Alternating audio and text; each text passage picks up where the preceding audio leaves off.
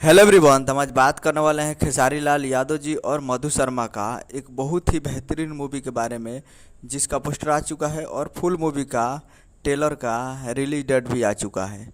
और इस पूरे मूवी में म्यूजिक दिए हैं कृष्णा बेदर्जी जी, और इस पूरे मूवी में गीत लिखे हैं प्यारे लाल यादव जी और कृष्णा बेदर्जी जी, दो मिलकर इस पूरे मूवी में गीत लिखे हैं, जो कि आपको स्क्रीन कवर दिखाई दे रहा है। जिस मूवी का नाम है सीरीज 420, जिसका टाइटल है सीरीज 420 मूवी का।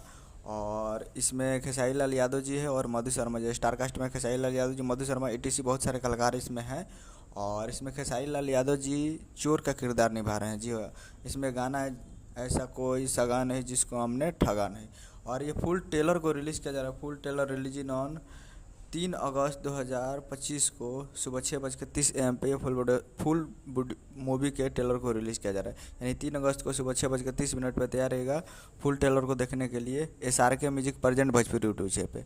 तो 3 अगस्त को सुबह 6 बजे तैयार रहेगा फुल मूवी के ट्रेलर को देखने के लिए। यही अपडेट था। अपडेट चैनल सब्सक्राइब ब्लैक ऐसे के साइड ले लेते लेटेस्ट मिलता है अगले वीडियो में। जय हिंद, जय भोजपुरी।